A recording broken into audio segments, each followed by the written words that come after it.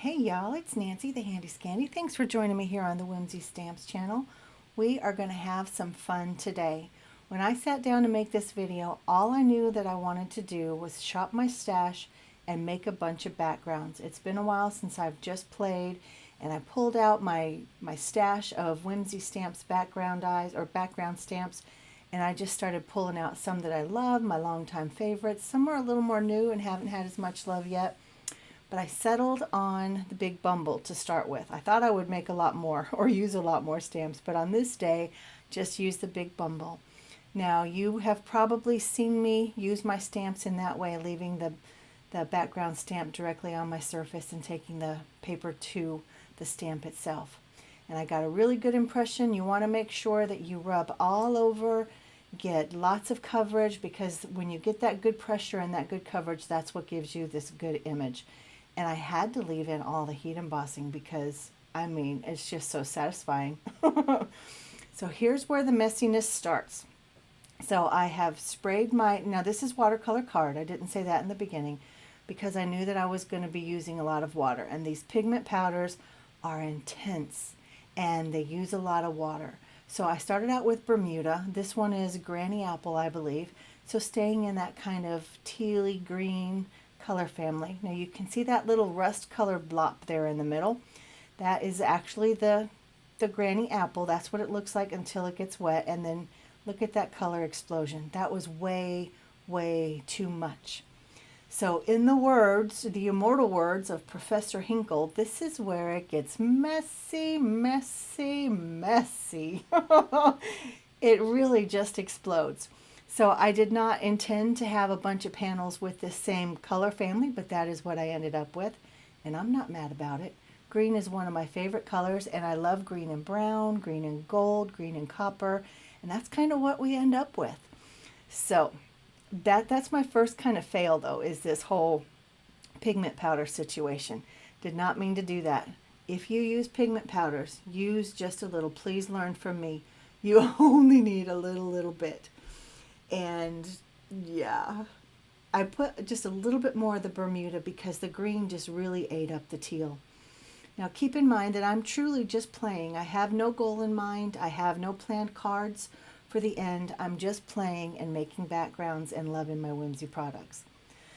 So while I was letting that dry, well, you saw I was using the heat tool to help it dry because I wanted to hurry along the drying process on that particular panel because I wasn't sure if I was going to have to kind of dilute or reactivate some of that darker green, and I just left it the way it was. But I hated wiping up all of that pigment.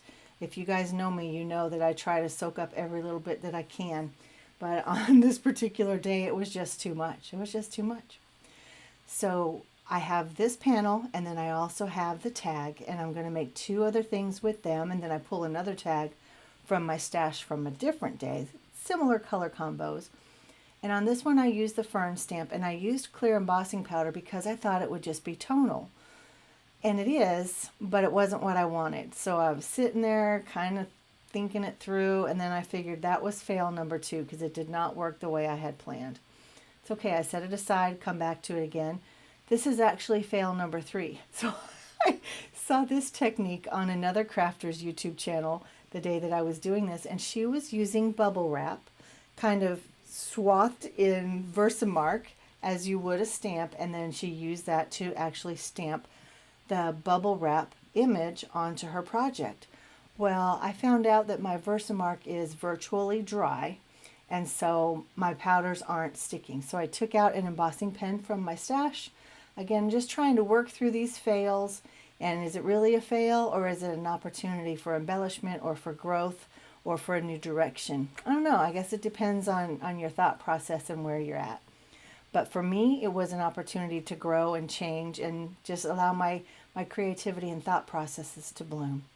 So I went back and I re-inked my Versamark, and here is where this was a success. I love this technique. It is so fun. It's such a cool effect. You get the same bubble wrap impression as you would if you were doing a gel plate print. It's just a different technique altogether. That embossing powder that I used is called Crusty Copper. It's from Wow. and the designer is Seth Apter. So if you guys know Seth, you know that he's very much a grungy kind of guy. So his stuff is right up my alley, and I'm just having so much fun. I am loving, this might be my favorite one, to be honest, guys. As much as I love everything that I did this day, it all kind of started out as fails. But then, you know, when you allow the creative process, you just never know what's going to happen. A fail can turn into a huge success. So I always, not always, but I really like to go around the edges of my projects when I'm doing a grungy one, and I like to just get that extra grunge along the edges. But because it's usually a metallic or something pretty, that's where I come up with the elegant grunge or grungy elegant kind of, I don't know, style aesthetic. I don't know. So I was happy with that, set it aside, came back to the Fern panel, and I thought, well, maybe we can do some embossed resist. So I got out my Twisted Citron, kind of trying to pull out those brighter green colors in the panel. Set it aside because it wasn't working either, so I had to clean up my mess, and I used that little tag just to try to clean it up. And here I come back trying to wipe some more of that ink off of the embossing. And I mean, the ink came off, but it just wasn't what I wanted. So attempt number 3.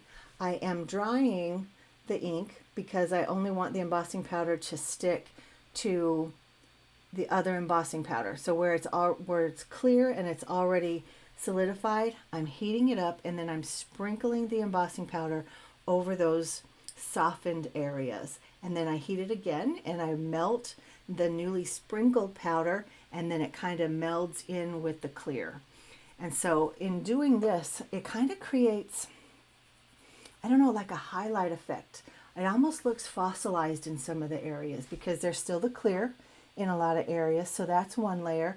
Then it does have that emboss resist. That's another layer. Of course, it has all the pigment in the back. That's another layer.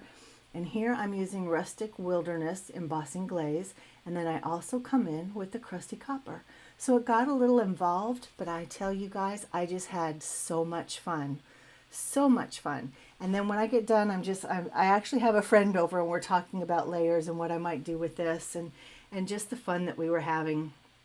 And yeah, it turned out to be a good time. I was a little frustrated in the beginning, I won't lie. I mean, this is real life. So having fails, but again, allowing them to work for me. So this is the tag with the black and white circles that I had to go in with my embossing pen, but I went back with gold. I lost that footage, but I wanted you to be able to see the gold compared to the crusty copper. Now here are the 2 cards that I finished. This is the Big Bumble panel, and I just used some gold from my stash. I used the Sprinkles rectangle frames to create the border along the big panel, as well as that little frame, and then the thanks word dies. And this one, of course, I just layered up on some brown, used the same sprinkles, and I used the big hugs. And y'all, please forgive me because that looks ugly. I've gone back and fixed it, but I just had to get it done for the video. So on these 2, I'm going to make them a signature in my tag book, and I'm going to use Attempted Murder to create a scene on those 2. This is that little tag that I was sopping up ink with, and I stamped it with the vintage script background stamp, as well as that fun, not rectangular, diagonal stripe. And then I'm trying to decide if I want to use the cow or if I want to use the sloth to go as the focal image. But these are my finished projects. These are the 2 that are still a work in process. And this one is still a little bit more of a question.